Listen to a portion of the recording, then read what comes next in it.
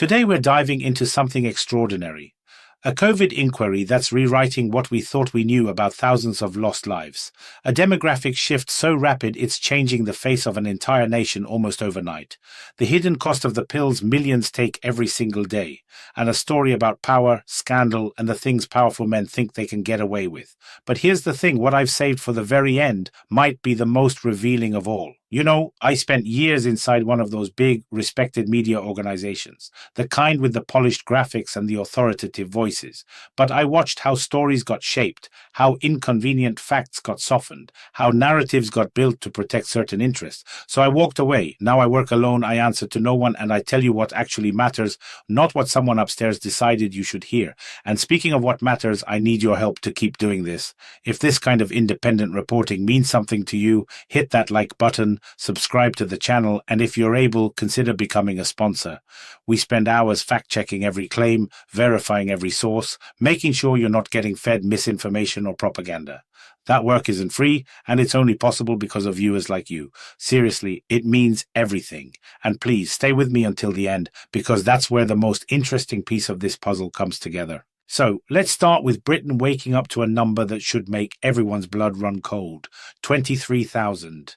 That's how many lives the official COVID inquiry says could have been saved. 23,000 people who didn't have to perish. And here's the kicker, the lockdown, that brutal society-shattering lockdown, it could have been shorter. It could have been gentler. It could have been, here's the word they use, less deadly. The modelling presented in the report is almost cynical in its simplicity. If the government had imposed lockdown just 1 week earlier, deaths in England's first wave would have been 48% lower. 48%. We're talking about roughly 23,000 people who would still be here. The total pandemic death toll, about 227,000 people with COVID listed as cause of loss, now looks less like an inevitable tragedy and more like a managed tragedy that nobody actually managed. The inquiry authors use a phrase that lands like a punch. February 2020 was a lost month. While the virus was already spreading across Europe, the British government was essentially playing political poker with an epidemic. No urgency, no decisiveness, just maximum fear about the economy and reputation. The March 23rd lockdown is now described as too late and probably unnecessarily harsh in duration, given that distancing measures, isolation, and contact restrictions could have been introduced much earlier. But wait, because on the very same day the country is recounting its losses, it's also staring into a mirror, into its own demographic reality, and what it sees is remarkable. New analysis of ONS data, broken down by the Centre for Policy Studies, reveals another revolution, except this one's been quiet. The share of residents born outside the United Kingdom has jumped from roughly 16% in 2021 to nearly 19.6% today. Almost 1 in 5. And get this. 1 in 20 arrived in just the last 4 years. 2022 became the year of the fastest population growth since 1828. 1828. Think about that for a moment. London's been living in a different dimension for a while now. More than 40% of its residents were born abroad. Migrants concentrate in the capital and the southeast, transforming the language of the streets, the menus in restaurants, the queues at GP surgeries, the rental prices. Official London is still choosing its words carefully, but out in the periphery, the message is simpler. This explains everything. It explains why on Fridays you can't get through the door at your local doctor's office, why renting a one-bedroom flat in Zone 3 costs what a house in the provinces cost 20 years ago, why British increasingly rarely means white, local, born here. For some people this is a nightmare. For others it's opportunity and inspiration. But here's what's undeniable. This is the country people are living in today. A country where they're told in the morning that their loved ones could have been saved, and in the evening that their neighbors are far more numerous than they thought. And you know what's fascinating? How these two stories actually connect in ways most people aren't seeing yet. But I'll come back to that. Because right now, let's talk about privacy, or rather, the death of privacy.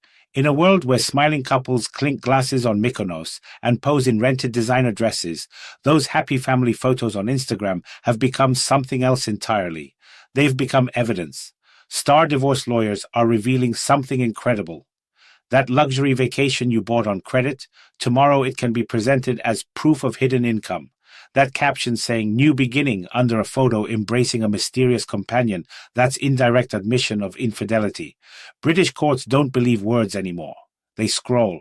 Every story by the pool, every receipt from a spontaneous shopping trip in Milan can cost you alimony, a share of the house, and the right to consider yourself the injured party. The internet promised freedom of expression. What it delivered was an infinite archive, and that archive inevitably ends up in lawyers' hands. You posted it thinking it was just for your friends. Turns out it was for your spouse's legal team. Now here's where it gets even more intriguing, because while one archive, your social media, is being weaponized in courtrooms, another archive, the medical one, is revealing yet another quiet epidemic sweeping through Britain. More than 8 million residents are taking antidepressants. Every seventh adult is living with a pill in background mode, often for years. Over the past decade, the number of prescriptions has nearly doubled, exceeding 100 million annually. Official guidelines talk about 6 to 12 months of therapy, but more than 2 million people have been on these medications for over 5 years. And now professors like Joanna Moncrief and her colleagues are saying things that make pharmaceutical companies very, very nervous. Long-term antidepressant use isn't just linked to weight gain, drowsiness, and emotional numbness. It's connected to severe sexual dysfunction that, in some patients, doesn't disappear even after stopping the medication. Studies suggest roughly a third of people on antidepressants experience sexual side effects, and the proportion of those whose symptoms don't resolve may exceed 10%. Add to this increased risk of falls, fractures, strokes in the elderly, and suddenly that casual phrase from your GP, "Well, let's try some pills," doesn't sound so innocent anymore. In this Britain, the attempt to fix your head with a pill suddenly turns into your marriage collapsing, your desire vanishing, and pounds packing on faster than prescriptions get cancelled. Think about that for a second. You go to the doctor feeling low, they hand you a prescription. A year later, you've gained weight, you can't feel pleasure, your relationship is falling apart, and now you can't stop taking the pills because withdrawal is worse. How did we get here? Meanwhile, Europe is remembering its own ghosts. In Belgrade and Sarajevo, words like safari and hunting are being spoken again, but not in tourist brochures. The president of Serbia is being accused of something almost unimaginable, that in the 1990s, for wealthy foreigners, trips were allegedly arranged to occupied Sarajevo, where they could shoot at people like targets. The eternal debate about what exactly the young party members and future leaders were doing back then is exploding across the Balkans at precisely the moment Europe needs to forget the most. British readers, accustomed to moralizing about other people's conflicts, are suddenly confronted with the fact that the European continent not so long ago offered entertainment that makes the blood run cold. And finally, across the ocean comes a voice from a man who still defines the nerve of Western politics. Donald Trump, already a symbol of the era, once again crosses an invisible line, joking and brushing off questions about connections to Jeffrey Epstein's activities. His phrases directed at women, descriptions that resemble mocking clownery.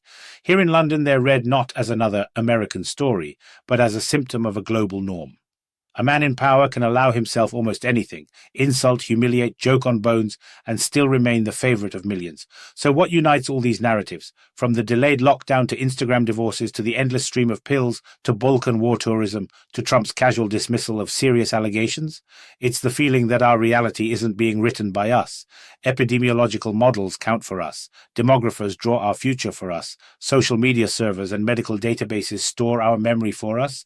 Presidents and former presidents joke for us. We've become spectators in our own lives. Britain today is a country where 1 in 5 was born abroad, 1 in 7 lives on antidepressants, every smile on Instagram can become evidence, and every governmental "we acted on the best available data" turns into a figure in the tens of thousands of graves. A country that loved to consider itself an island of common sense is waking up to discover its future was built on assumptions nobody properly discussed. And here's what nobody's saying out loud.